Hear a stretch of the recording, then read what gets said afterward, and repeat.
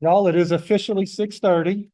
I want to welcome everyone that's in our audience. This is a good one. Once again, we've been running some really good crowds, and we appreciate everyone coming. We enjoy the idea of our citizens being part of what we're doing and understanding our process a little bit better. So anytime we can get some visitors, it is greatly welcome. We got two young kids in the back from our East program that is looking to venture into some city help to get some community service. So we don't always see teenagers in our midst. So thank you gentlemen for coming tonight. And with that, I will call the order the Monday, October 21st, 2024 Prairie Grove City Council meeting to order. Before we go to roll call, I'm going to ask the council to entertain appointing Melissa Dotson. She is our current deputy clerk to our interim clerk to get us through the next month until we find a replacement for our bookkeeper and our city clerk. So if y'all can entertain a temporary appointment of Melissa Dotson for city clerk. Make a motion to appoint Melissa Dodson as temporary clerk. I do have a motion and second. All in favor, say aye. Aye. All opposed, same sign. Thank you. And with that, we'll go to roll call. Rick Hall, Here. Rick Clayton, Here. Paul Goodmer, here, Tony Cunningham. Here. Ken Stumbaugh, Here. Chris Powell, Here. Sue Club, Free Greg, here. Y'all, we have a special occasion tonight because we have two new police officers. And it is always a great time where we could do an oath of office in a public forum. Some of these guys don't always like being the center of attention, so we will try to make it as quick and as painless as we can. And so I'm going to read to y'all the oath of office, our actual ceremony that we put together, and then we'll call the two gentlemen up here, and then we'll do the oath. But the oath of office says, throughout history, wherever people formed societies, they enacted laws to govern themselves and to ensure the safety of their communities. Law enforcement officers have taken on the critical responsibility of enforcing these laws.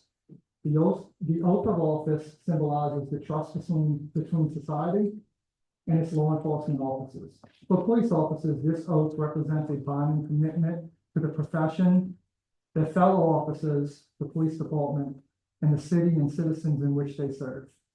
Tonight, on October 21st, 2024, we are here to administer the oath of office to our two newest police officers, Curtis Harris and Dustin Lee.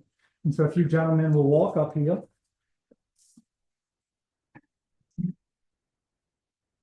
And the chief of police is going to come as well. And since I'm a little bit served up, he's going to help a little bit. Dustin, you want to start first? Yeah, I'll start. Left hand on the Bible, right hand up. We saw the Bible, please. Dustin, I'm just going to ask you to repeat after me. Yes, sir. I, Dustin Lee, I, Dustin Lee, do solemnly swear to support do solemnly swear and support this work and defend the Constitution of the United States of America, and defend the Constitution and rights of America, the Constitution and laws for the state of Arkansas, Constitution and laws for Arkansas, and the laws and ordinances for the city of Prairie Grove. and the laws and ordinance to the city of Prairie Grove. I commit to faithfully I commit to faithfully and diligently and diligently perform the duties of a police officer to the best of my ability. perform the duties of a police officer to the best of my ability. That's it. Thank you, sir. I'm gonna get you to sign these papers. I have one. And repeat your name. And let me be one of the first. This is the white copies for me. Just so I have it for your file.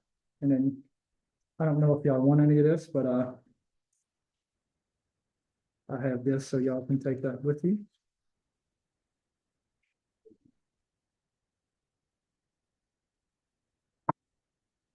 You'll be the first to welcome you to the Thank city you. of Prairie Grove. Yes, Thank you, sir. sir. Thank you.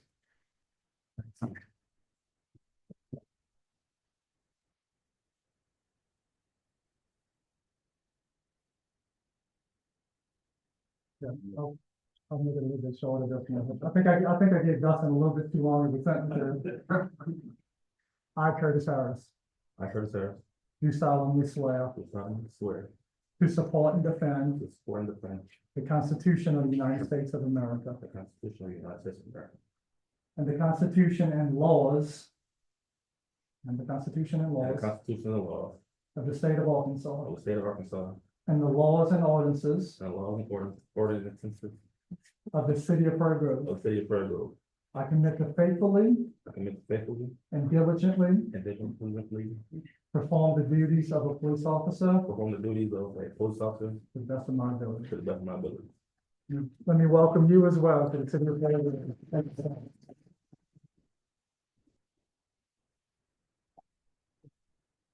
Where is it? Sign. Yes, sir. Keep working. That means these two will be for you, and I'm just gonna have that on the file, so you know. it's for you and on this, Just wanna make it- Thank you again, sir.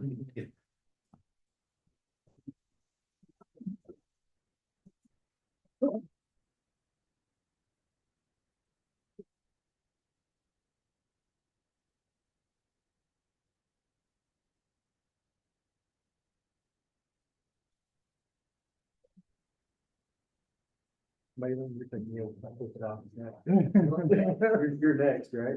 Take the oath.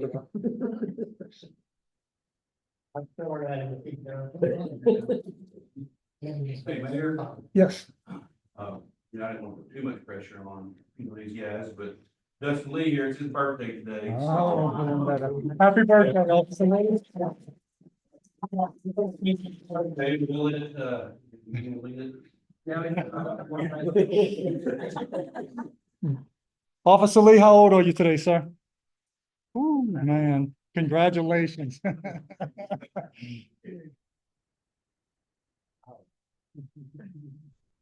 Y'all, we once again want to thank not just our two officers, but both our chiefs back there, fire and police, and all the first responders that keep us safe. I see a bunch of y'all in here today just kind of sharing in this. We don't always recognize what it is when we talk about that thin blue line and how we enjoy our freedoms because someone else is out there willing to sacrifice. So thank y'all once again. And with that, we'll move to a public comment period. Would anyone in the public like to take the stand? If you don't mind, just addressing your name and then you have 5 minutes to talk. I'm Michelle. I live over by Muddy Fork Creek Park. And I just wanted to say kudos to the board and the Parks Department. Ever since the playground equipment went up there, there've been kids and families there every day. And more people are using the dog park as well. And so it was a great use of our taxpayer money, I think. So thank you very much. Thank you. Thank you. It is, it's always wonderful to hear good stuff.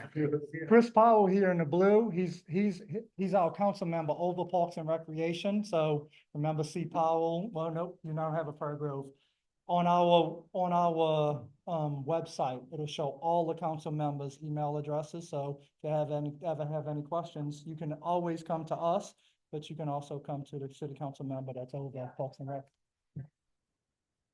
I mean, it's definitely a team thing, I mean, with Larry and Chuck and me and Mayor all working together and all the other council members that, we do what we can, we use the resources that we can. We don't have the most like other big cities do, but, we try to spend it wisely that we do get. So thank you. We really appreciate that. If you stick around for the whole meeting, we're gonna talk a little bit about Parks and Rec later, so you'll get to hear a little bit about how we're trying to be responsible with that money. But thank you, ma'am, once again. And with that, we'll move to the approval of minutes for the September 16, 2024 regular meeting for the Prairie Grove City Council. So, I do have a motion and a second. That's Tony Cunningham with a motion and Rick Clayton with the second. All in favor, say aye. Opposed, same sign. Thank you for the approval. Treasurer's report, we wasn't able to get out to you guys. We will have to send both of them out next month. So we're just moving that to next month. And then we'll start with unfinished business, which is our discussion about RV parks. And I don't know if I have a huge update. Most of it is kind of said on that paperwork that's in front of you, but so our audience can hear about it. We have an RV park, or we have some developers that are interested in bringing an RV park to the city of Prairie Grove. It would be closer to the Farmington city limits. I'm trying to remember the address, and Larry, if you know it off the top of your head, but if you're coming past David's Roofing, 2 properties down is an old A-frame. You can't see it anymore because the grass is all grown up. They're looking to buy that 7 to 8 acres there. Yeah, in between Hortons and David's Roofing. And so it is a property that has kind of fallen apart. So it is nice to hear that someone wants to develop something in there. It would be a conditional use. And so they do have to come in front of the planning commission and the city council as far as what they're trying to attempt to do. And so we have a lot to discuss as far as an admin team, but one of the things that the developer requested was that we would look at the idea of how long an RV can be parked and someone can stay in it or be lived in. And our current city ordinance says 14 days. So as you can see on some of the notes, Elkins is the exact same as us, 14 days. But it should clarify theirs is a city-owned RV Mhm. park. And so you actually buy permits from them, kind of like, we don't own the battlefield, but if we own the battlefield and you could park there for a weekend or 7 to 14 days, you get the permit through them and you can stay there for up to 14 days. Greenland is 6 months and they work pretty heavily through the RV park that they have there with Jerry Coyle. And Jerry does a good job of his, more or less his POA to make sure that he's protecting his investment. The one thing that I've always said is that I think as a council, we have to protect our investment. And that way it's not just solely on a developer. That way we know if Jerry Cole is not our developer, but if Jerry Cole was to sell his property in Greenland, then there's a lot about Greenland that's dependent on what Jerry's doing through his own POA. And so I do think that we should make sure that we're protecting ourselves, but Greenland matches the 6 months. Farmington has nothing. West Fork is a conditional use only. They have not approved any according to their mayor, even though they've entertained a few. And then once again, we are currently at a 14-day for the RV park or for the developer. Not saying that they wouldn't come in at 14 days, but they're asking us to relook at it. And so it is part of our unfinished business discussion. Would y'all like to continue to discuss that? Do y'all have any comments? In the research that was done, I know we touched on this last month, did we find anything that's about somewhat of the condition of the RV? Are there any covenants related to that in addition to the time part? So there can be nothing permanent, like no skirting, the hookups have to be temporary. There is nothing permanent that can be installed. The one thing that we've kind of questioned on that is when it gets cold. So we don't understand how you cannot have anything permanent or any skirting around it. But if you drop to 5 degrees or 10 degrees, how does that work?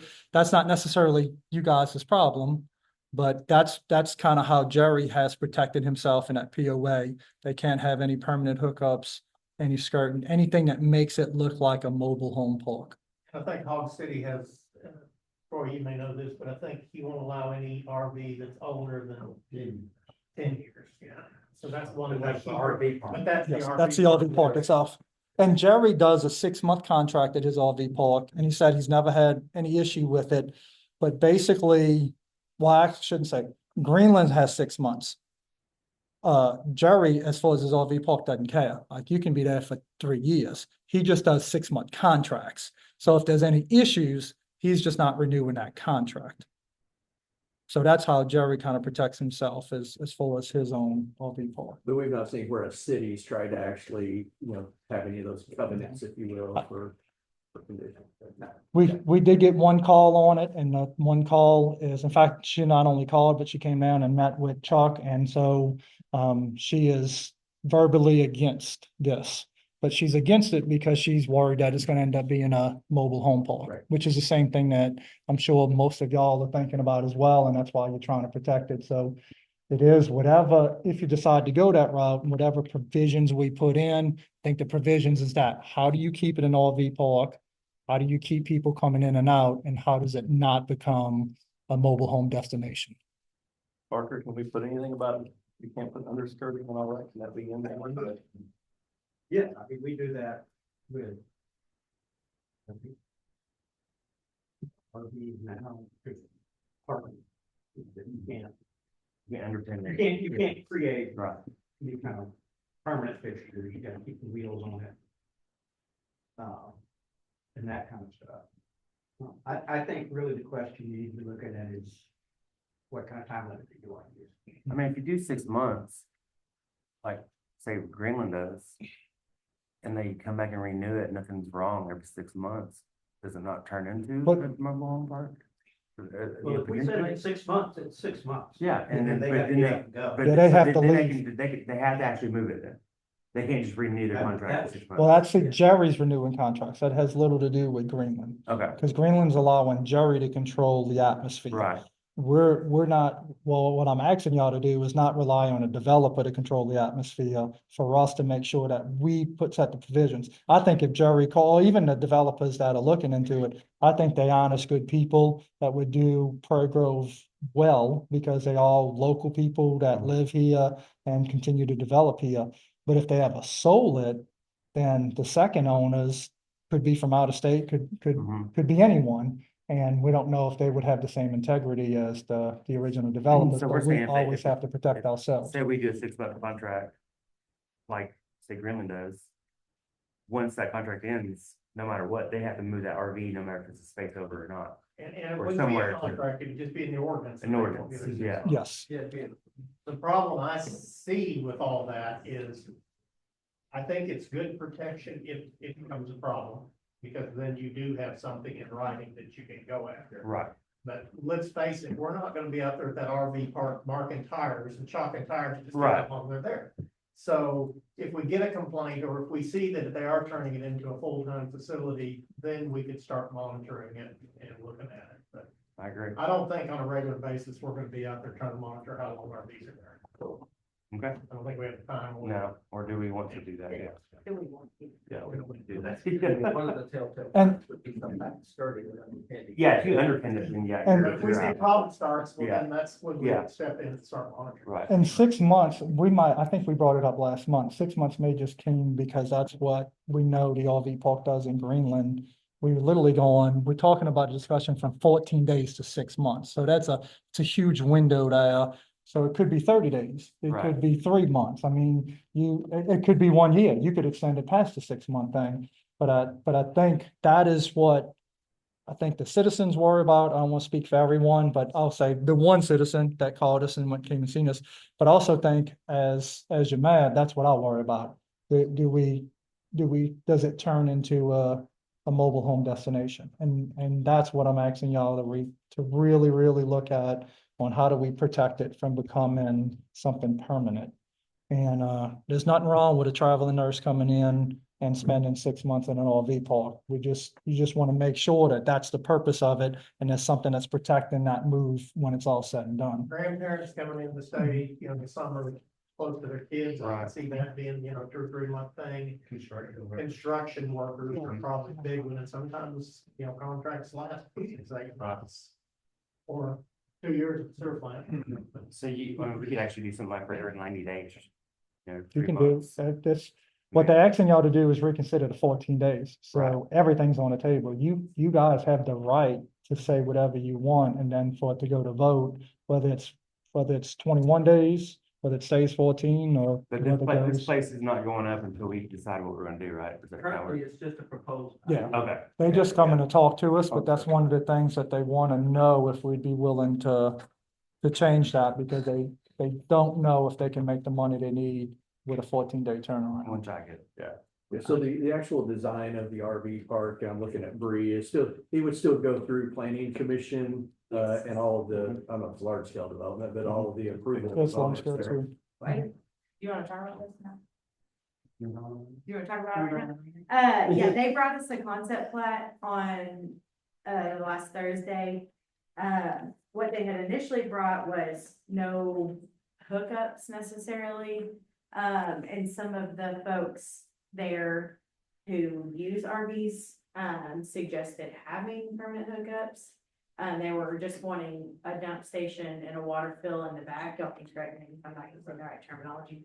And so they were suggesting if they were looking at somewhere that people would want to rent the space for a longer period of time, definitely offering that at each. I think water is certainly doable, but sewer, they have to put in some kind of a septic system, and that might take up an awful lot of space. I mean, I don't know.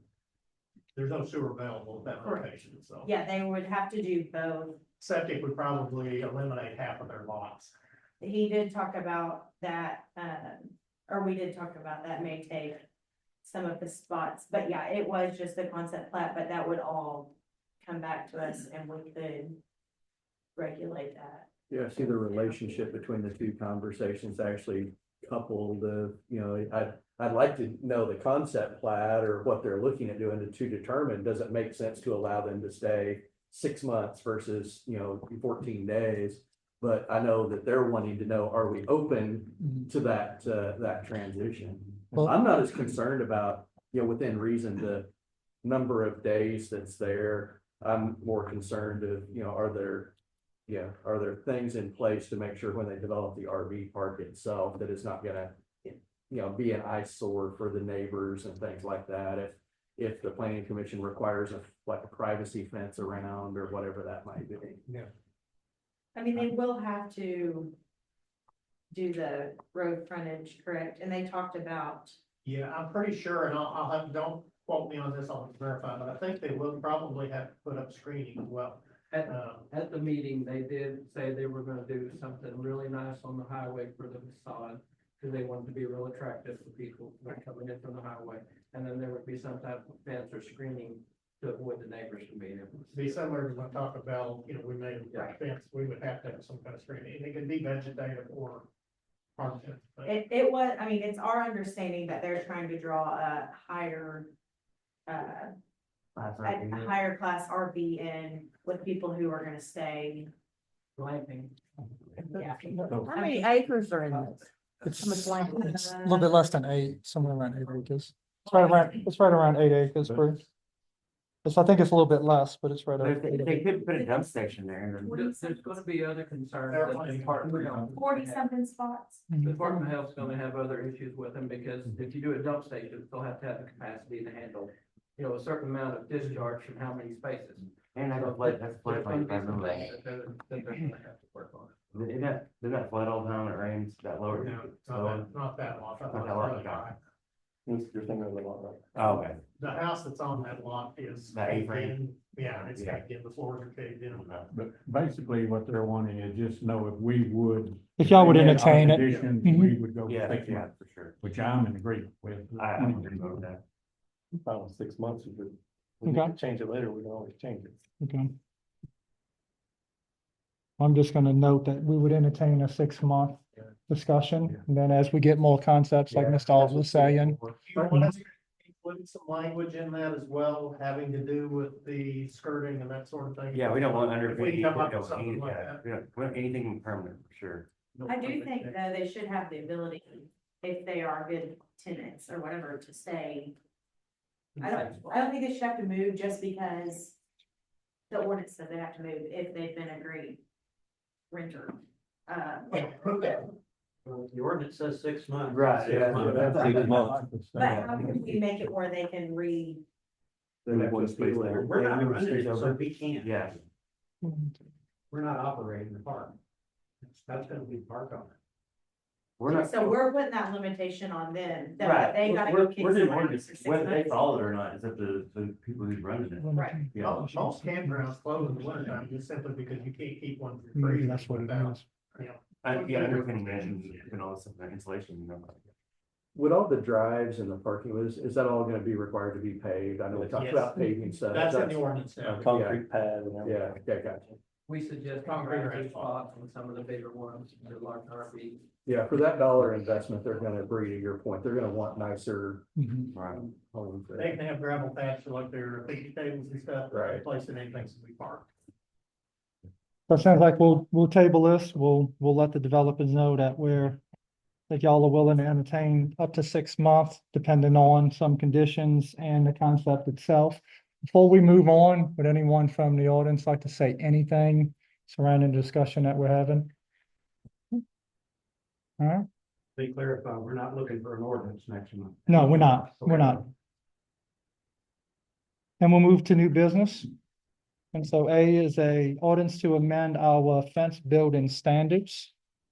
And in essence, what you have, I should have made copies for everyone, but what was sent to you, what Mr. Parker tried to do from the discussion we had previously on this one was just to change the design standards in item B, and I'll just read it to y'all, finished surface. Finished surfaces shall face outward from the property on-street facing portions of the fence. Posts and support beams may be designed to be an integral part of the finished surface. Neighboring and adjacent property owners, neighboring and adjacent property owners may enter into an agreement as to which side will remain finished. So in essence, what we're trying to do is just say, the street facing portions have to stay where you see the pretty side. And the other side, either you can come into an agreement with your neighbor. If you can't agree, am I right on this one, Stephen? It defaults back to what it's supposed to be, which is your neighbor gets the pretty side. But if let's say your back doesn't face a neighbor, because this is how it came up, or, go ahead. Yeah, you misspoke. Go ahead. It would default to, you can put the ugly side of the neighbor. Because that's what, all we're requiring, right now it requires the pretty side out. So the neighbor and the front. And we took away everything except the front. Okay. So that if this is passed, your front has to have the finished side. But the sides in the back, you can have the finished side on the inside and your neighbor gets to see the other. Whomever So builds the fence. what's Whoever the, builds the fence gets the pretty side. then maybe my confusion is what's the agreement then? Because why do I need agreement from the Neighbors neighbor? may agree to split the cost and do, window panes. Shadow box. Or Shadow box, yeah. shadow box, Shadow box, yeah. you know. Which both people get the pretty side. Yeah. So So then they that's no both big get it. deal, yeah. But when we talk about an agreement, you know, I don't want to be in a he said, she said situation. So is this we're gonna trust if Joe Schmuckatelli comes and says, hey, my neighbor agreed to do X or Y, are we gonna require anything, or is this all? No, because I mean, they can build it and put the thing, the nice side inside to them and the neighbor sees the other. Right, so there's really no need for an agreement at all. Yeah, there's that's, not, I but guess that's why That's my where this- confusion this- was. That language in that ordinance isn't even. I think the only thing we're necessary. wanting is make sure the pretty side's on the outside of the fence for the street side. Street side. That's the only thing we're worried about. Other than that, y'all can do whatever you want to with the fence. Yeah, I have some concerns just from if you have a subdivision and you got builder A that's putting a house up and they put the ugly side of the fence out. Then the new house next that's gonna be built, that's just, it doesn't feel real good What from. about a corner from that lot? side. If it's street facing, any street facing portions have to have the fence side out, the pretty side out. Or If it's a fence, corner the lot. fence, the dog ear What if you boards buy a out. lot, the big lot next door, and they've already built the fence ugly side out, and you wanna put boards on it, that's their fence that you're adding. Right, if you wanna add the pretty side to your side. Yeah. Right, that's the only thing, cause it's kind of the same thing, me and my neighbor, like, I got the ugly side, and we stained the whole thing, we stained it all. And, we didn't ask them, but we did it, yeah. She's over there. But it's like, it's just one of those things like, again, like, what do you do? I mean, is that a thing that the city will control, or is that just something that we're like, hey, work with your neighbor and figure it out, That's gonna be the issue. I'm kind of like Rick, though, I think Fences that make good neighbors. doesn't need to be in there about Figure it out. a discussion with the neighbors. Because I think whoever's buying the fence, except for the street sides, they should determine which. Exactly right, yeah. Well, you they're buying can, it, So. Mr. Parker, is So it, Larry, does the In the case of the fence, new, oh, go ahead. when the fence is being put up, and let's say that it's a lot next to me that's not built yet. Am I can I build that fence right on the line? Or does it have to be on my my property. I'll tell you what we always tell them. Yes, it has to be on your property. That doesn't mean the face of the fence can't be right on the property line. I always tell them, give yourself an inch or two. Because we've seen many a lawsuit over the placement of a fence. Exactly. And That's, you Well, know, the face of the fence should be on the property line, it should be the poles of the fence should be on the the property. face of the pole. Yeah, okay, yeah. Now, let's say you. now that the other. Let's Yeah, say- the ugly side, yeah. Let's say the ugly side's out. I mean, the person buying that next lot, he's still benefiting from having a free fence. on Exactly that right, fence. he is, yeah. So me, if I got somebody else to build me a fence, give me the ugly side. Yeah, all day I don't long. care, like I said, I just paint it. I'll just say, We're just staying, yeah, we're just gonna stay in our neighbor's finger. Yep. So- your question, Rick? Yeah, so I still made, to your point of the example of the neighbor, and I've got the ugly side. I can't necessarily go put wood on that side or do you could anything. get permission from the neighbor to put Right. it on that Right, side, but or you could build your own. I build my own fence, That's your two options. Yeah. And I would think either one of them would work. I don't think too many neighbors are gonna complain if you wanted to. Right. But I can, like I said, I can see in a new subdivision, I build one house, it's got two lots next to it, I put the ugly side out. That's gonna be less motivation in selling those other two lots. Usually when we get these complaints, and we do get them a lot, usually when we get these complaints, there's about 20 other issues behind the scenes that are really Oh, yeah. creating these problems. That's what we're voting on.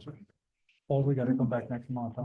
And if we, I know this originated from a conversation or a Yes, sir. complaint, have we had many of them? Cause I don't remember on council. Well, it actually started from the variance that we had last month, I think. Mhm. Maybe 2 months ago. 2 months. 2 months ago. And, you know, he posed a question, but he's not the first one that's posed a question to us. You know, why if I'm paying for it, do I have to have the ugly side? It's his question. And I think it's a legitimate question. I think it probably moved more because he physically needed to turn it to get his fence up because did. there was a staked-in fence. He did.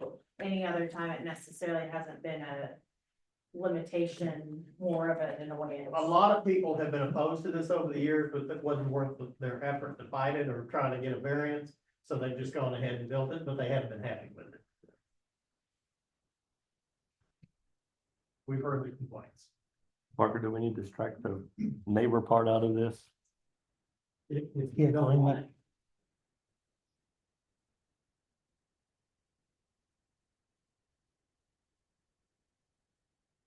We don't think. I don't really agree. I mean, with as long as that. they're pretty size on the street size, all I care about. They'll work it out, so that. Or build your, Yeah, real jump fits.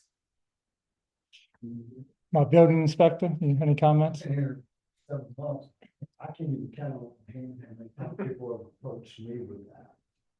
I think it is, if I'm paying the bill, I will defend. Exactly.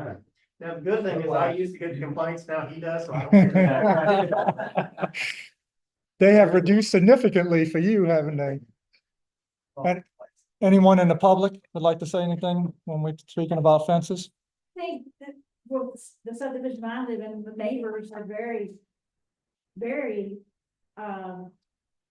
understandable and easy to go up to and say, you know, I'm wanting to do some work on my fence and it's the ugly side.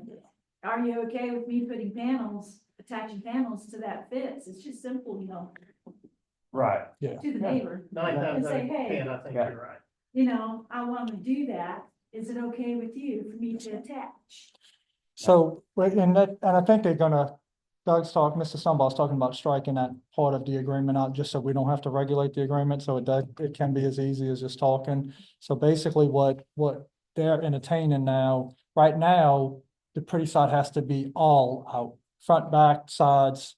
And so what we care about is street facing, so that way when you're driving down the street, you see those dog-eared boards. But then on your side fences, you can actually have the pretty side on the inside, and then we won't regulate it. And like you said, it's just a knock on the door from that point I on. mean, I'm the only one seeing my backyard and I'm seeing the ugly fence. I'm the one that's gonna be painting all that. I mean, I'm weeding around, I want to cut that board up every Gates week. closed. And so, you know, as it gets there and that fence falls over, you're going to have to replace your fence anyway, because I'm weeding, you know. More than 90% of our fences that come in for permits are in the brand new subdivisions. They're not in the older parts of the town. is very rare, but there are some. And 90% of that 90% is the builder actually building them. I'd say. Yeah. Ron, Wait, so if you're talking like Larry is giving them a few inches, you know, they should have any sense of right, it's still on your property. yes. So all we're doing is giving you the right to turn those boards whichever way you want, because you're the one building the fence. That's what they're entertaining tonight. Right now, you don't have that right. You have to build it outside facing. On the total run of your property, has to be outside facing. We're giving you the right to be able to turn it in as long as it ain't facing the street. Does that make And sense? street facing, if I have a corner of the lot, is that gonna be both, Yes. both sides? Sir? Well, I enclose my backyard, I've gotta have Whoever's going. the front side facing the Yeah, street. many years, here down. And the finish side outside. Yes, sir. Why can't I turn the front facing backwards? Because we want the front facing to look pretty to the spectators. Like that too. Mhm. Yeah, I mean, that's what they, Neighbors, what have you say? that is just the authority that we sit with the council, trying to figure out how to make sure that the city looks good from the viewpoint of everyone that drives through the city. So when you see that fence board on the outside, but that's just, that's just the answer. And so, Most cities have that same. Yeah. Right. But most of these have it, that you have the nice size, they do neighbors. Yeah, we're reversing that. We're gonna make it where you can put your pretty side inside, but as long as the street side looks pretty, you can do whatever you want to the other As part. long as street size, Yeah. the city don't care about neighbors. Yeah. That's that's where we're at. Who cares? Y'all work it out. I do think that like in our situation, we put a fence up in our backyard that did not go the whole property line. In that regard, I'm more worried about curb appeal. My whole yard is gonna be pretty side out because when people drive around our neighborhood. So you're not gonna have everyone who just wants to throw it up Right. and, you know, have their fence half facing in this way, half facing the other. I think it's gonna be the ones where it's property line to property line more often than not.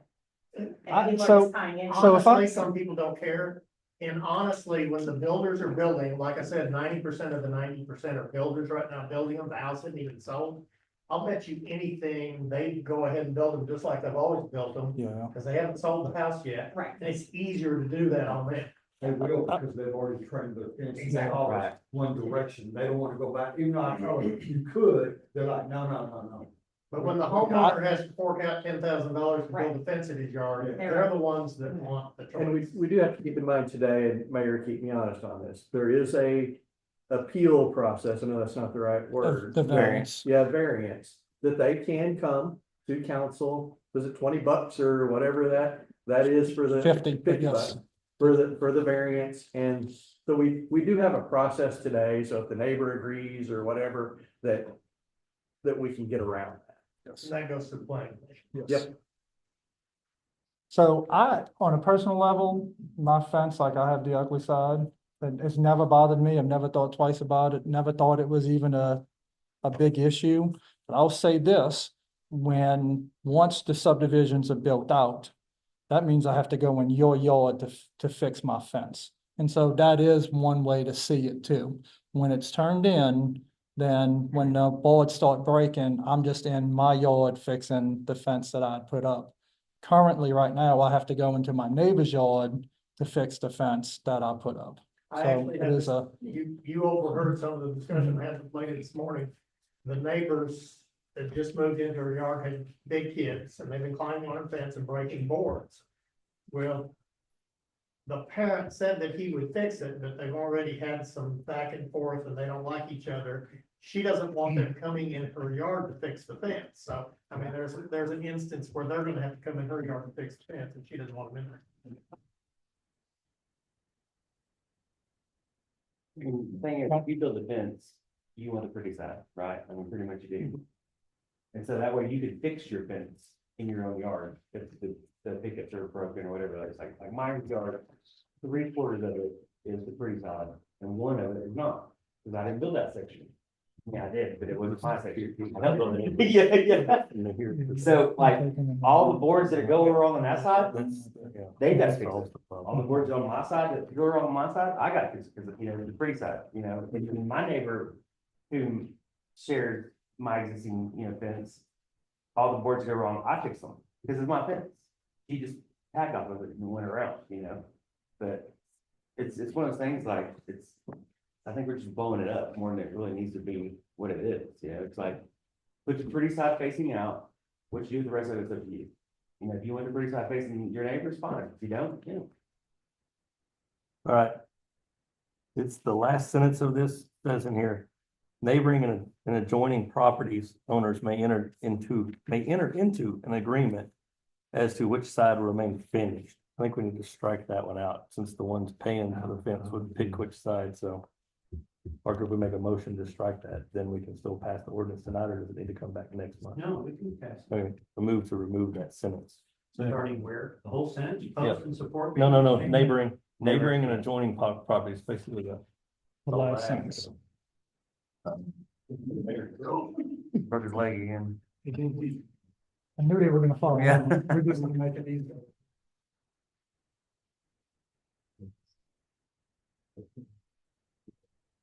It's some kickstands, so we're taking off the rest of the fence this year, Mike. You can't just take that out. Which part you gotta take out? Well, because otherwise it's gonna say to be an integral part of the finished surface unless fence is shared by two. You want to learn to work on? So I think if you want to take something out, we're gonna start with post and support beams. Take out the whole rest of it. Right, next time, we'll talk about it. No. You got it. Oh, you wanna go? So that if it says finished surface shall face out from the property on street facing portions of fence. Period, that's it. Okay, works for me. Yep. I defer to the lawyer. Okay, so let's make a motion for that. All right. I make a motion to strike everything except for finished surface shall remain facing outward from the property owners on street facing portions of fence. There you go. Okay. You're gonna have to keep that. So I do have a motion from Doug, a second from Bree. Is there any further discussion? Go roll call. Roll call, so now you just say their names. Oh, Rick Ault, Yes. Rick Clayton. Yeah. Paul Denmark. Yes. Tony Cunningham. Yes. Doug Stumble. Yes. Chris Powell. Yes. Free Greg. Yes. Now, Move to suspend the rules, place the ordinance in first reading by title only. So I have a motion and a second. Rick Ault, There's a quick clarification. Yes. Are we voting on the ordinance or just to remove the sentence? We already moved the sentence, now we're voting on the Now ordinance. we're All gonna right, vote on. okay. now we're voting on the amended ordinance. Okay, gotcha. No for me. Rick Clayton, Yes. Paul Denmark. Yes. Tony Cunningham. Yes. Doug Stumble. Yes. Chris Powell. Yes. Free Greg. Yes. An ordinance to amend the municipal code regarding fence requirements and for other purposes. Move to first suspend the rules, waive second, third reading, adopt the ordinance. Second. I do have a motion and a second. Is there any further discussion? Roll call, please. Rick Ault, No. Rick Clayton. Yes. Paul Denmark. Yes. Tony Cunningham. Yes. Doug Stumble. Chris Powell. Yes. Free Greg. Yes. Motion passes, and that'll move us to an ordinance to approve the final plat of Shayla Meadows. We have someone from Shayla that wants to talk, and then we'll also turn it over to Chuck as well and Larry to help us on this one. Hi, it's Blake Murray with Craft and Cold, representing the subdivision, Salem Meadows Phase 2. Streets are all paved, storm, sewer, water, everything's installed, the lift station's on its last couple of weeks. We have all the items needed to finalize that install. It's just the final testing and everything, so asked to go ahead and move forward with final plat and let Chuck sign it or circulate it for signatures whenever he feels comfortable with it. The planning commission did review this 2 weeks ago, and I wasn't there, but I'll send the back proof of it. We were good with it. The sidewalk and park bonds and all that been paid. Yes. I won't sign the final until it's all complete, the last of the bond. They still just a little bit out on getting the station ready, so we will sign it until it's completed. So we've got all the other bonds, and performance bonds. Yeah, they've got everything. Move to suspend the rules, place the ordinance first reading by title only. Second. Who Have a motion from Doug and a second from Rick Clayton. Any further discussion? Roll call? Galt, Yes. Rick Clayton. Yeah. Paul Dittmars. Yes. Tony Cunningham. Yes. Doug Stoneball. Yes. Chris Powell. Yes. Free Greg. Yes. An ordinance to approve the final plat of Salem Meadows subdivision phase 2 and accept the dedication of streets and easements. Move to third, suspend the rules, waive second, third reading, and adopt the ordinance. Second. I do have a motion and a second. Any further discussion? Rick Galt, Yes. Rick Clayton. Yes. Paul Dittmars. Yes. Tony Cunningham. Yes. Doug Stoneball. Yes. Chris Powell. Yes. Free Greg. Yes. Motion passes and we move to an ordinance to approve the revised preliminary plat of Copper Hills Phase 2. We have someone to speak for Copper Hills? If you have any questions, I can go.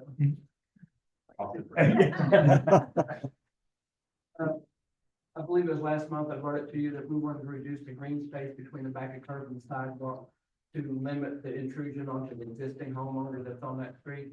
The planning commission approved it, thought it was a good idea, and this will only be for the remainder of the phase, it won't be the first two that are. This just affects part of the running down. What about student houses that?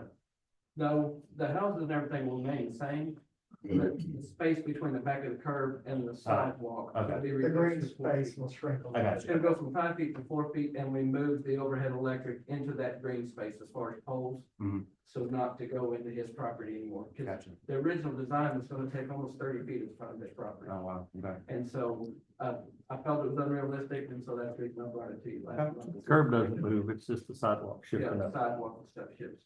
And because we changed the plat, even though it didn't barely change. Yeah. We have to bring it back to you. Right. And like I said, it will not affect the first two phases that they've already begun construction on, it will just be in the future phases. But they need to get this in place before they start setting poles for the electric. Yeah. So, We've spin the rules, place the ordinance first reading with title only. Second. I do have a motion and a second. Any further discussion? Roll call? Galt, Yes. Rick Clayton. Yes. Paul Dittmars. Yes. Tony Cunningham. Yes. Doug Stoneball. Yes. Chris Powell. Yes. Free Greg. Yes. An ordinance to approve a revised preliminary plan of the Copper Hill Phase 2 subdivision. Move third, suspend the rules, waive second, third reading, and adopt the ordinance. Second. I do have a motion and a second. There's no further. Roll call? Rick Galt, Yes. Rick Clayton. Yes. Paul Dittmars. Yes. Tony Cunningham. Yes. Doug Stoneball. Chris Powell. Free Greg. Yes. Item D, an ordinance to waive competitive bid, and this is Butler Street to Baggett Street gravity sewer lines, and I'll ask Chuck to speak to y'all about this. one of the capacity projects that we were enabled because we had the ARPA funding that we were awarded last year that helped with the finalization of the wastewater, expansion. And it's one of the things that we have to get under contract by the end of the year. The contractor that did the gravity line over to the, headworks of the plant, who's about to wrap up that project. He proposed a change order and was interested in doing that work, and the prices came in way under what we had anticipated. And so I'd like to wait competitive bidding and so it would change order and add that capacity project to the existing. Let me clarify, just in case anybody has questions still on the funding.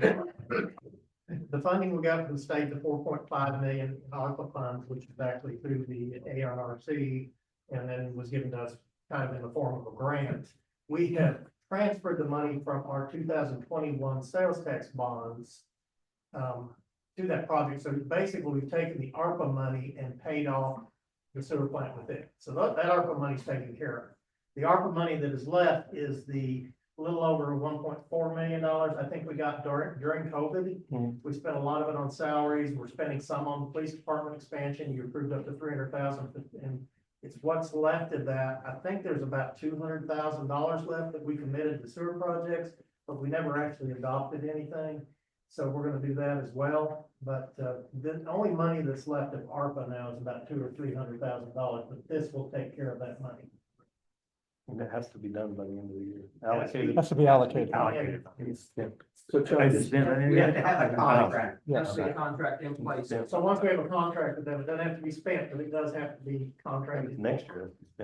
Yeah. The next year. Yeah, definitely. right, so the reason why the competitive bidding exists is so there's fairness of out there. So is our justification to waive competitive bidding because, hey, it's end of the year and that's like when we need to get done? Or is it the price is so low, we don't think anybody else is gonna come in that low? The What's the justification The to price raise the is bid? so low that I don't believe anybody's gonna come in anywhere near this price. We're afraid if we did it, it's gonna cost us But money. also mobilization, he's already here. He's already got equipment here. Yeah, and so that's the reason Yeah. he can bid it so much cheaper, because we don't have to pay that $60,000 to $70,000 for mobilization. If you remember, he's the one that bid on the last sewer line Right. project, and he came in 300,000 under the engineer's estimate and outbid everybody else that did the jobs. So Parker, I'm gonna put you on the spot. You may not want to answer that. From a justification to waive competitive bidding, does that seem like it's a fair utilization? Yes. Okay, thank you.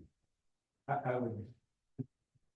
Okay. I asked these questions before I'm quite sure you did. Thank you. We've had these discussions internally too. Saving money is a good thing. Yes, yes. Move to suspend the rules and place the ordinance on first reading by title only. Second. I do have a motion second. Any further discussion? Roll call. Rick Gall, Yes. Rick Clayton, Yes. Paul Ditmars, Yes. Tony Cunningham. Yes. Doug Stumble. Yes. Chris Powell. Free Greg. Yes. An ordinance to waive competitive bidding for the construction of the Butler Street to Baggett Street gravity sewer. Move first, then the rules, waive second, third reading, adopt the ordinance. Second. Once again, I have a motion and second. Any further discussion? Roll call, please. Rick Gall, Yes. Rick Clayton, Yes. Paul Ditmars. Yes. Tony Cunningham. Yes. Doug Stumble. Chris Powell. Yes. Free Greg. Yes. Thank you, and we'll move to a resolution to approve change order one, all construction, Butler Street and Baggett Street gravity lines. Now that you, This was pending that. How much is it, Chuck? I don't know. Don't have the numbers in front of me, I wanna say one point. Or Yes, 1.4.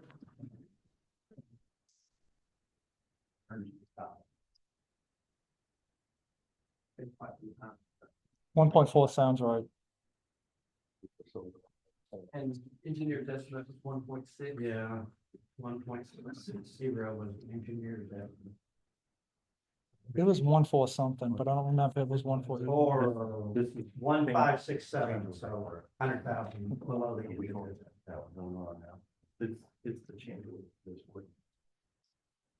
That are big, now we're gonna approve their bid.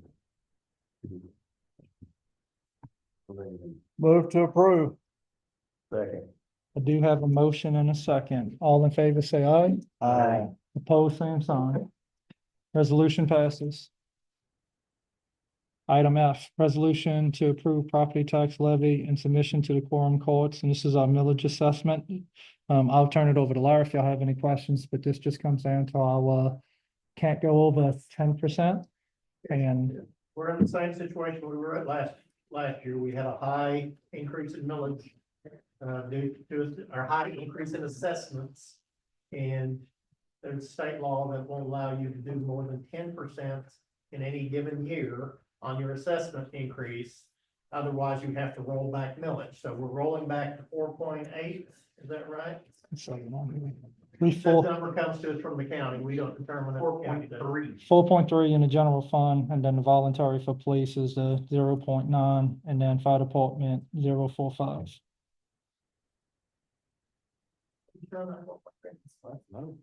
That's what I was given.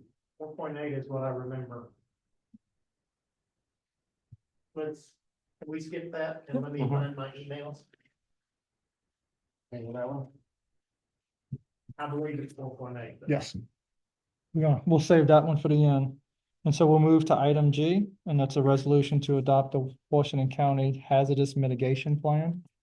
And I sent that out to y'all. It was a huge plan. In essence, since we're a city inside of the Washington County, when Washington County assessed and renewed their mitigation plan, what they request from us is that all cities would come on board on that mitigation plan. Also opens up the way for us to get state funding or federal funding, and so for us to adopt that and be part of that is just a benefit to us, but most of it is just because we're underneath their umbrella of being in the county, so they're asking us to adopt that plan. We're adopting the county's plan. Yes. It's not going to have an option anyway, right? I mean. Yeah, okay, yeah. I'll make a motion to adopt the. Right. plan. Second. Yeah. I have a motion from Rick and a second from Doug. All in favor, say aye. Opposed, same sign. Resolution passes. And we have a resolution to approve change order Burns and McDonald. And this is our downtown improvements 2A, and I'll turn that one over to Chuck for We're explanation. wrapping up the project to a, which is the paving home completed, just has a little site restoration. There was a lot of changes that were made Yeah. while we were in construction. One of the things we had to do is move the water line and the storm drain opposite each other on Kate Smith. Well, this required about an extra 2 weeks of engineering, 2 man hours, or 2 people working on it. This is Burns and McDonald's final assessment of what the changes cost for us to do that work. So that didn't change the work. It was not to exceed a certain amount, and this is going to exceed that. They're asking for it. Not to exceed a cap of 204,342, and that has been increased to 264,439.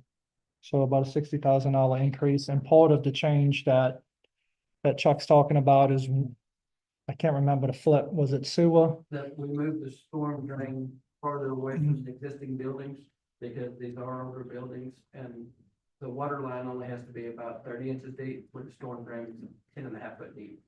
And so we were concerned about being that close to the footage of the existing structures and excavating 10 foot deep. They were, yeah, We swapped them. they were worried about Dollars property dropping Yeah. in a hole is what they Yeah. were worried about when they started digging.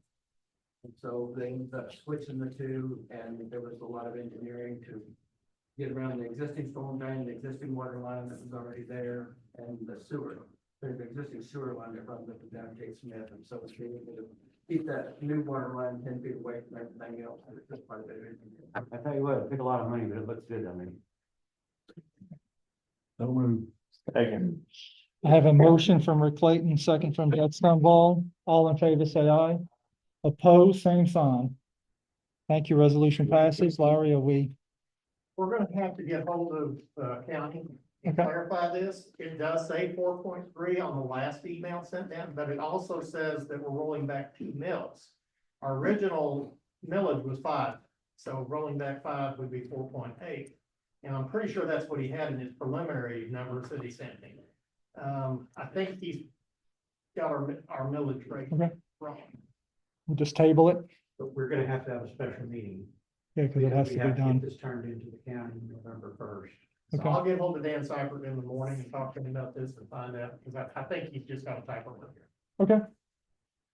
And y'all just be aware that it sounds like we'll have a special meeting as soon as we get some answers from that. And, I have some things I remember. okay. I'm I've got golf anticipating tomorrow. it being- Hey, Tony said he's got golf tomorrow, so it ain't gonna be tomorrow. Tomorrow evening, you come down tomorrow evening. With that, we'll move to reports of committee. Suplex not here, so sanitation, we'll turn it over to Chuck Watley. Things going well, full staff, things going good. The biggest thing is, just truck maintenance. Seems like I have a truck in the shop every day. One of our trucks is always in the shop, so. We'll be looking at buying a new one for next year, so that'll be one thing to look at, but it's been 4 years. So when we buy him, like new truck, do we get rid of one to buy a new one, or do we just keep building? When we did the emergency purchase, right after I first started here, we did trade one in because, the lack of better words, it put a motor in it. Okay. And it wasn't very old, and they gave us a pretty decent trade-in for the chassis and the equipment that was on it. And, but it's rare. Usually you can find somebody taking one, but we don't get rid of one until Typically, when it gets so expensive, you can't afford to fix it on. That's what I was kind of worried about, is like, are we keeping these old trucks and just keep? We get throwing every money mile, on- we get every mile we can. Yeah. And the mileage is not the problem, just they sit idling all the time. Oh, yeah. And you have 18 different drivers of it. Yeah. They're normally 25 years old. Yeah. We get all we can. Right, they're all. That it, sir? Yes, sir. Street Department, Rick Clayton. Same as typical, we're working on street cuts. We've had quite a bit of work with our franchise utilities in town. We've been working with them quite a bit to make sure that they get their streets correct, their cuts corrected. Working on some new sidewalks. I think you've seen some. at the crosswalks down there to the intersection and the school. So, yeah, staying really, really busy. Chuck, are we getting closer to going to bid on the next phase for downtown? We got an update this morning, Larry, was the one that we got from Jonathan. They said they'd keep us in the loop, everything has been submitted back to RDOT. RDOT has acknowledged that they've got it. Yeah, for the environmental impact, that's been going back and forth for almost 3 months now. And so hopefully they've got everything addressed, that RDOT wants to see, so. That's the only thing holding us up, and they said that typically wouldn't have been an issue, but because RDOT is using federal funding, then that added all this to it. So I think I know the answer to this question. You wouldn't speculate a potential begin date at this point is way too preliminary. Okay. Not until they give us RDOT approval, and then we'll start advertising with them. I'm asking for Kay, because I'm. Well, I think, when me and Ms. Overidge was at the downtown meeting or Chamber of Commerce meeting the other day, we have been just kind of saying, we think in January, February, best case scenario. So we don't think it'll interfere with any of our Christmas festivities or the Cocoa Crawl, Christmas parade. Just because even if we could get the stuff back by the time we go to bid, and we would be playing in that window anyway, so we would try to push it into beginning of next year. There's no reason to stall it one day before Christmas parade. Just doesn't make much sense. So Even when we award bid, which, if we accept sealed bids on the first, we can't bring them before the council until the third week. And then once we award that contract, it could be 45 to 60 days before they mobilize. So it just depends on how quickly that contractor has availability to get on site and do the work. yeah, we almost think in best case scenario would probably be January, February. Water and sewer, Doug Stumbo. Wastewater plant is close to being finished.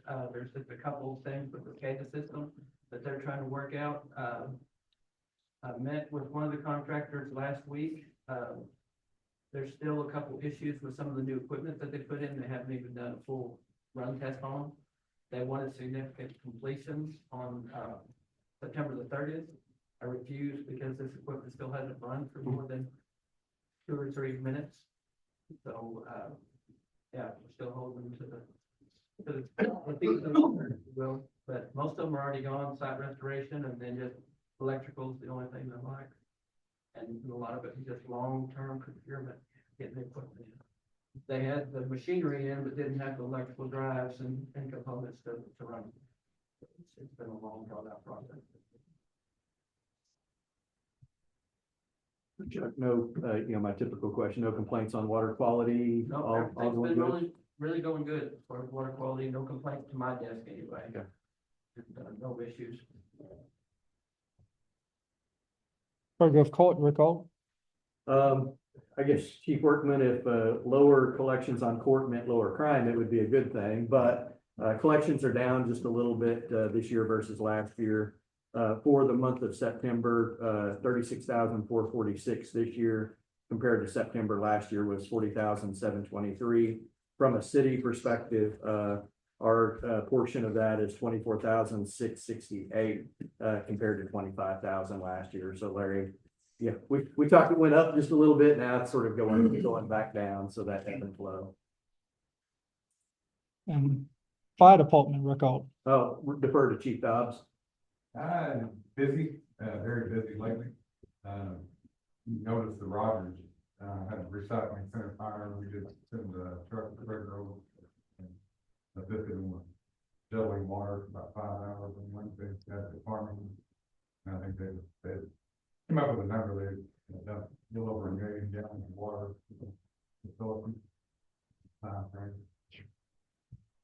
Everything went well. Communication was excellent with the new radio system. You can cross counties and have that many jurisdictions on one thing. You have the ability to communicate flawlessly. It was nice. Extremely dry, and there's no relief inside. So, barbecue grills that have holes in the bottom of them, you get a little ember from, the burn ban does not prohibit you from having a barbecue grill. It does prohibit you from having your fire pit if you just throw s'mores over. It's dry. We did complete this past week, they got a generator, battery back for the, gas powered generator backup installed on the whole library portion of the fire station. We'll have backup power source. Failure. Chief, any update on the, I hate to say new truck anymore, but, on the newest truck? Yeah, I think we figured it out. Yeah, good. Oh, operator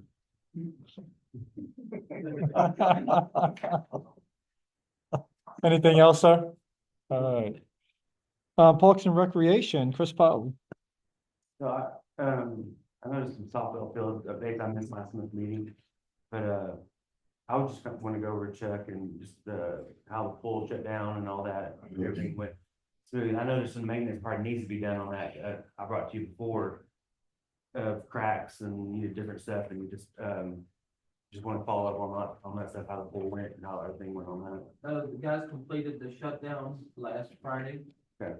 And, what we do is we turn off all the water and everything, of course, open up all the valves and all the pumps and drain all the water out that we can. And then they actually use the air compressor on some of the lines, but low down it does it again. And then they put a RV or marine base, and a freezer in there. Inevitably, we always still end up with a broken water valve somewhere. Somewhere, yeah. But, we also are in the process of adding heat to the concession stand area. Okay. So we can heat it all winter. We have a lot of trouble with our ice machine in there. And one of the things that the maintenance person to come to work on it said is it needs to maintain above freezing year round. If it's not in use, it needs to be above freezing. So That makes really sense, affects yeah. the coolant stuff in it. And so we've got the process of adding heat to that thing. Is it as simple as what we did at the baseball fields? Just one of That's those exactly what tiny we're doing. space heaters? Same thing. Talk to the electric, and he's scheduled to come do all that. The football field, So, yeah, a few months ago, through some meetings with the Parks and Rec Department, we were looking at doing some turf. It was actually the same turf that Dr. Campbell used for the football field. And we were sitting somewhere around $600,000. And even though we were gonna have to do some maneuvering to get the money and then go into debt on some other aspects of it, we really wanted to entertain it and then try to improve our ball fields.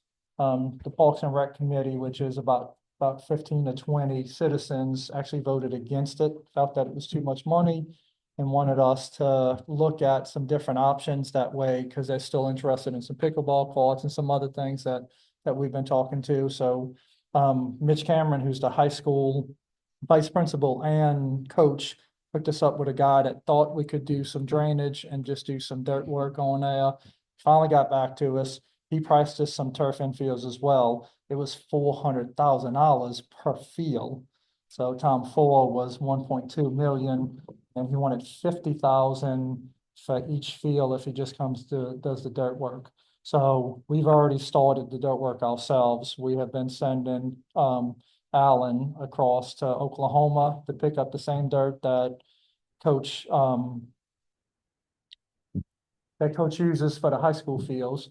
And then we're looking at the draining options that way, because we think that, and I won't give me an estimate of what we think we can do so, we went from 50,000 to 15,000, just being able to do the work ourselves. And so, once again, it's kind of like we're talking about, we're really just looking at how to do the best with the money we have, but still give a good product on the field.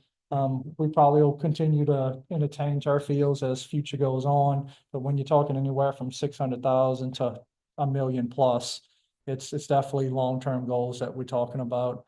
Also want to update and thank Rick Alt and then the other people in here that represent Main Street, because they generously gave us a donation that'll be used to buy park equipment for what we call in a little pocket park, where Valerie Dole is doing the mural behind Southern Mercantile. We are going to change that green area into a little bit of a pocket park that would be adjacent to Jobin's food court and concert venue. And so most of the money that we'll use, although we'll put some city money involved in it, really came from Main Street and Rick Alt and his team that voted to give us a donation on that. So while y'all are all here, thank you for that, because it's a huge part of our city. And I think Chuck's already starting to look at, I don't think we've ordered anything, but started looking at some of the pieces we can do.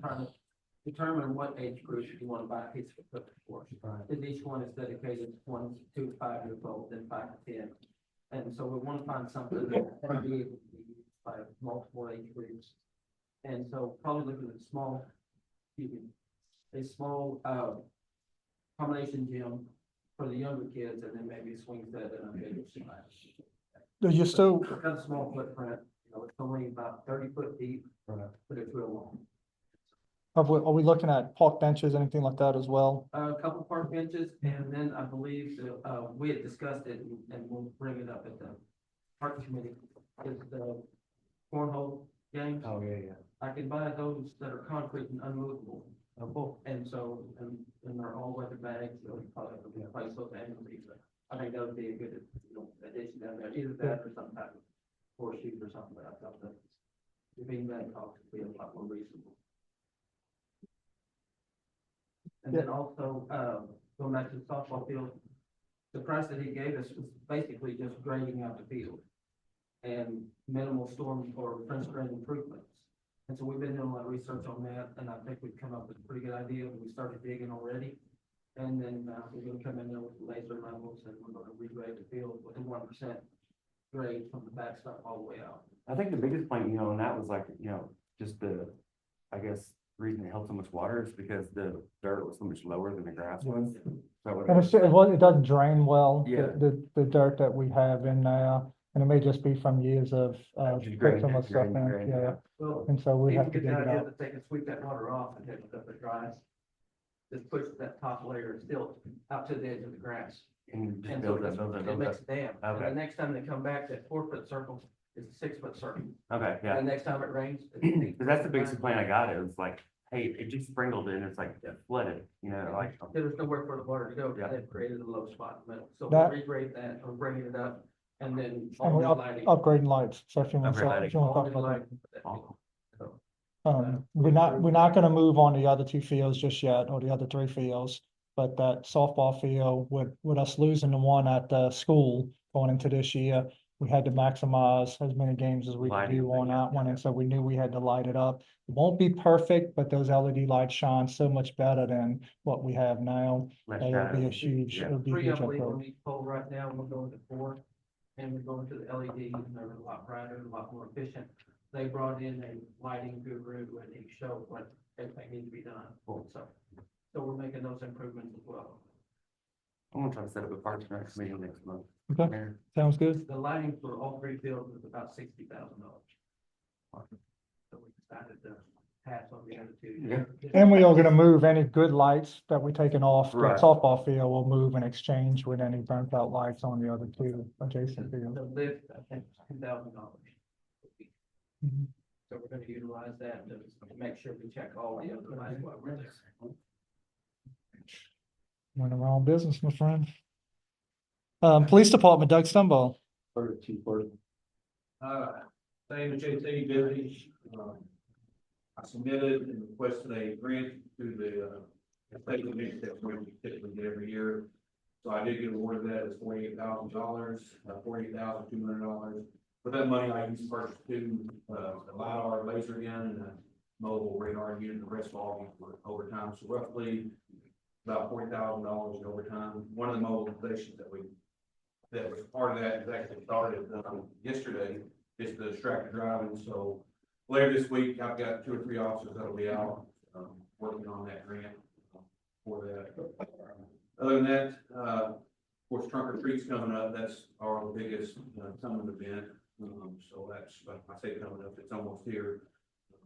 The only bad thing about a drought, we're either gonna get some good news because it's gonna rain or snow that day, and see that's what happens. I don't want a drought, but if the drought remains until then, I hope it's rain before that, but, we'll look forward to that. Same place at Battlefield Park, I think it's gonna be another big crowd, hopefully the weather will be nice. Other than that, that's it. Have you got all your spots sold or What's is that? everybody out, like all the spots taken up. We got a we- lot, and of course, there's some change in the mayor as well. We have a lot of spots if y'all want to come. And ultimately, that day, people just show up, that's what I tell them, it's just, there's not Show up. approval, I mean, obviously, it has to be family oriented. But most people just show up that day. Extra spot and start handing out candy. And I'll talk a little bit about that in the announcements as well. Also want to tell you, Chief, I don't know if you've noticed this, but I put your diagrams in front of every one of your council members with the light and brown. I think most of them said dark brown. I don't know if you've already made I'll your. agree on one, then when I wake up the next day, I like the other one better, so. I like the Dark brown. Yeah. And while y'all looking at that, Chuck had just walked out, but Larry, help me on this, my mom went to the senior center, but no. No, this is off, but I'm gonna talk to you about it. We got a generator donated to us. It is used. But they've already taken it all apart. All we have to do is go pick it up and go. And so it's an operational generator, massive thing. So we've been looking for a generator for this building and we may have got one for free. And so we'll, I think Chuck's working with them. Solve the problem we had with the other one, is this three phase? Well, Chuck, do you know anything about the generator outside of it was donated to us? No, I took pictures of it the other day just so I could, I know that's usually what the other one was, it wasn't three phase. right. But, I didn't do a lot of research about it. I couldn't get very close because they were still unwired and everything, so one piece working. They called me and said they should be through with all the disconnect on the switch over about Wednesday this week. And then we can start making arrangements to move. That's pretty. Maybe with the crane. Paragraph Health and Rehab, right? Okay. And so, yeah, so kudos to them because they reached out to us and said it's still operational and we'd like to give it away. And so when we told them about some projects that we had, it fit perfect. So it's neighbors helping neighbors once again. So it worked out perfect for us. And with that, we'll move to long range planning. Greg. Yep, we discussed most of what we talked about. One thing that we denied was the request for variance and paving requirements for parking areas and driveways at 1770 Buchanan Street for Bill Bush. That's been on the agenda for a couple months. Mr. Bush did not show back up and we did not approve the request. Also the gentleman who had the RV park also brought us a concept discussion. He had come to us before about a estate style subdivision on Otter Road. It's, if you go down Otter Road, it's in the back. It's 25.59 acres. It would have 24 lots. So on acre lots, larger style homes.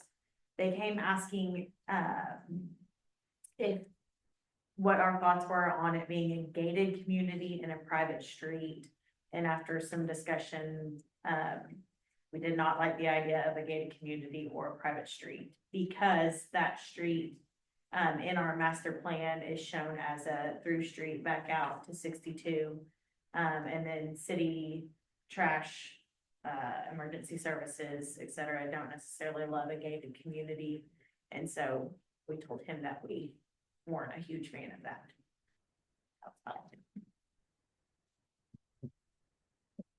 Senior center, Paula Ditmos. I really don't have anything, except Lance said everything was going good. Chili cook-off was good too. Yes. You won for the senior center?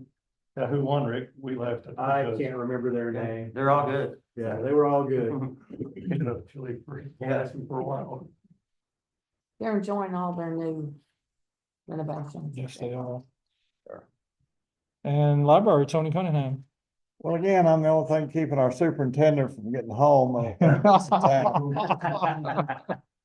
And the library is just a continuation of handing out library cards and a lot of people checking out books and videos. And they got it going on down there. It's a good time. Thank you, sir. And announcements, Chief already talked about trunk or treat, but I will open that back up to just say that we are always accepting people because in essence, we just like what we say, neighbors helping neighbors. We think it's a perfect partnership for business to come in. Me and Chief used to knock on doors and say, will you hand us money so we can buy candy to give to the kids? And then we started realizing that why don't the businesses represent themselves? They done gave us the money so that they can spend the money on their own product. And then they can advertise that business and hand out candies. And then answer a separate issue that me and Chief had, which is how do I get enough help to give candy to 3,000 kids? So it was a perfect way of bringing the businesses in that was already helping us, the community leaders in that was already helping us, the churches that was already helping us, and have them sit there and give out candy and advertise who they are and how much they love our community and our children. So those spots are still open for anyone that wants to. And even if you don't want to be part of what we do, meaning handing it out, bring your kids, bring your grandchildren. It's a wonderful time. We set up at 4. If you want to be part of what we do, if you want to just be part of the activity, 5 p.m. is when we open up the gates and we go until we can't see the kids no more. Once it gets so dark, we can't see stuff. We just kind of start shutting things down.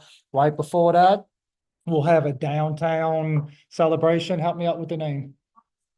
The Monster March Yeah. from 3 to 5. So basically what we've tried to do as far as the city is allow you to go downtown straight from school. And then you can visit all of the downtown venues. You can get candy with your kids down there and then move from 5 o'clock just down to the battlefield and be part of Trunk or Treat. So you can have a basically a citywide celebration on Halloween, both of them October 31st, Halloween, 3 to 5 downtown. 5 to dark at the battlefield at the Apple Orchard across from Call Your Drugs. And any other announcements? This Saturday, the 26th, will be the last farmer's market for the season. Okay, Early voting coming. yeah, go ahead. For those that don't know, Prairie Grove is a early voting area, and we started today, and 733 citizens came through today and voted. So it's all the time I've been working, this is the biggest day we've had, so it looks like everybody's gonna turn out for it. Did you? I got one other thing. I'm just trying to find it real quick. There is a, at Jobin's, the Facebook is not coming up. Jobin's venue, and it should be. It's a benefit for Cam. He was a kid in our school district that came down with a sickness. And it's in November, November 23rd. Okay, so it is next month. Okay, so then we have another month on that one. So anything else before we shut this party down? We'll get it afterwards. Say it out loud.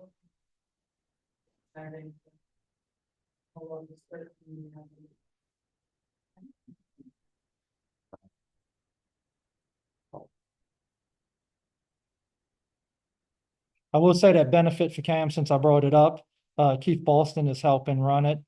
And so, the young man's battling cancer and they're gonna do, a live auction like we used to do with Shop with a Cop. So anyone that wants to donate something, just reach out to Keith Boston. And with that, Mr. Mayor, it looks like the agenda has been pretty well covered this evening. I move to adjourn. I do have a motion and a second. All in favor, say aye. Y'all have a good night.